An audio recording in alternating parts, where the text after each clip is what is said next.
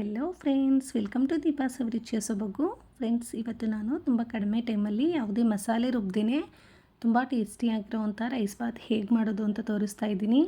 ನೀವೇನಾದರೂ first time ನಮ್ಮ ಚಾನಲ್ನ ನೋಡ್ತಾ ಇದ್ದೀರಾ ಅಂದರೆ ಪ್ಲೀಸ್ ಸಬ್ಸ್ಕ್ರೈಬ್ ಮಾಡ್ಕೊಳ್ಳಿ. ಬನ್ನಿ ಹೇಗೆ ಮಾಡೋದು ನೋಡೋಣ. ಮೊದಲಿಗೆ ನಾನಿಲ್ಲಿ ಸ್ಟವ್ ಆನ್ ಮಾಡಿಕೊಂಡು ಕುಕ್ಕರ್ ಬಿಸಿ ಇಟ್ಕೊಂಡಿದ್ದೀನಿ. ಕುಕ್ಕರ್ ಬಿಸಿ ಆದಮೇಲೆ ನಾನು ಒಂದು 5 ರಿಂದ 6 ಟೇಬಲ್ ಸ್ಪೂನಷ್ಟು ಕುಕ್ಕಿಂಗ್ ಆಯಿಲ್ ಹಾಕ್ಕೊಂಡು, ಆಯಿಲ್ ಸ್ವಲ್ಪ ಬಿಸಿ ಆದಮೇಲೆ 1 ಪಲಾವ್ ಎಲೆ, 2 ಚಕ್ಕೆ, ಹಾಗೆ 1 ಏಲಕ್ಕಿ ಮತ್ತು 3 ಲವಂಗ ಹಾಕ್ಕೊಂಡು ನಾನು ಲೈಟಾಗಿ ಫ್ರೈ ಮಾಡ್ಕೊಂಡಿದ್ದೀನಿ.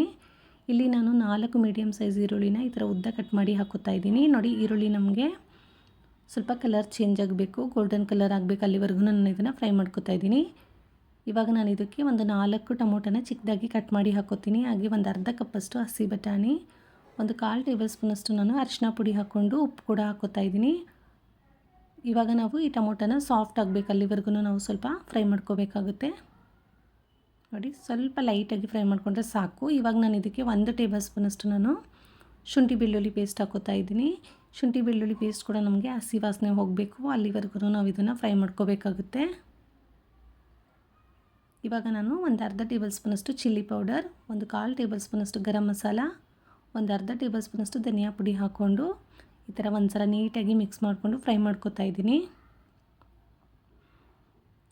ನಮಗೆ ಈ ಮಸಾಲೆ ನೀಟಾಗಿ ಎಣ್ಣೆ ಬಿಟ್ಕೋಬೇಕು, ಅಲ್ಲಿವರೆಗೂ ನಾವು ಫ್ರೈ ಮಾಡ್ಕೋತಾ ಇದ್ದೀನಿ. ಈಗ ನಾನು 1 ಗ್ಲಾಸ್ ಅಕ್ಕಿನ ನೀಟಾಗಿ ವಾಶ್ ಮಾಡಿ ಹಾಕೋತಾ ಇದ್ದೀನಿ. ನೋಡಿ, ಅಕ್ಕಿ ಹಾಕ್ಕೊಂಡು ನಾವು ಈ ಮಸಾಲೆ ಜೊತೆ ನೀಟಾಗಿ ಮಿಕ್ಸ್ ಮಾಡ್ಕೋಬೇಕಾಗುತ್ತೆ.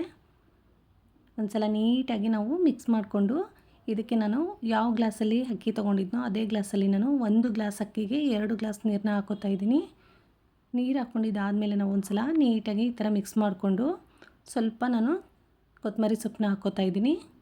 ನೋಡಿ, ಕೊತ್ತಂಬರಿ ಸೊಪ್ಪು ಹಾಕ್ಕೊಂಡಿದ್ದಾದಮೇಲೆ ಒಂದು ಸಲ ನೀಟಾಗಿ ಮತ್ತೆ ಮಿಕ್ಸ್ ಮಾಡಿ ನಾನು ಲಿಡ್ ಕ್ಲೋಸ್ ಮಾಡಿ 2 ವಿಷಿಲ್ ಕೂಗಿಸ್ಕೊತೀನಿ.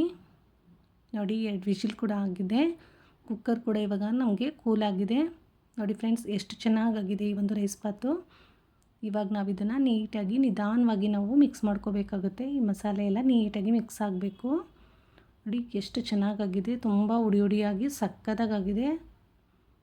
ಇದಕ್ಕೆ ನಾವು ಕಾಂಬಿನೇಷನ್ ಆಗಿ ಮೊಸರು ಬಜ್ಜಿ ಮಾಡ್ಕೋಬೋದು, ಅಥವಾ ತೆಂಗಿನಕಾಯಿ ಚಟ್ನಿ, ಟೊಮೊಟೊ ಚಟ್ನಿ ಯಾವುದ್ರ ಜೊತೆ ಕೂಡ ನಾವು ಇದನ್ನು ಸರ್ವ್ ಮಾಡಿದ್ರು ತುಂಬಾ ಚೆನ್ನಾಗಿರುತ್ತೆ. ನಾನ್ ವೆಜ್ ತಿಂತೀರಾ ಅಂದರೆ ನೀವು ಚಿಕನ್ ಕರಿ, ಮಟನ್ ಕರಿ ಈ ಥರ ಎಲ್ಲ ಮಾಡಿಕೊಂಡ್ರೆ ತುಂಬಾ ಟೇಸ್ಟಿಯಾಗಿರುತ್ತೆ. ನೋಡಿದ್ರಲ್ಲ ಫ್ರೆಂಡ್ಸ್, ತುಂಬ ಕಡಿಮೆ ಟೈಮಲ್ಲಿ ಯಾವುದೇ ಮಸಾಲೆ ರುಬ್ದೇ ತುಂಬ ಟೇಸ್ಟಿಯಾಗಿರೋವಂಥ ರೈಸ್ ಬಾತ್ನ ಹೇಗೆ ಮಾಡೋದು ಅಂತ ನೀವು ಕೂಡ ಒಂದು ಸಲ ಟ್ರೈ ಮಾಡಿ. ಹೇಗೆ ಬಂತು ಅಂತ ನನಗೆ ಕಮೆಂಟ್ ಮಾಡೋದು ಮರಿಬೇಡಿ. ಹಾಗೆ ವಿಡಿಯೋ ಇಷ್ಟ ಆಗಿದ್ದರೆ ಲೈಕ್ ಮಾಡಿ, ಶೇರ್ ಮಾಡಿ, ಸಬ್ಸ್ಕ್ರೈಬ್ ಮಾಡ್ಕೊಳ್ಳಿ. Thank you for watching. Bye bye.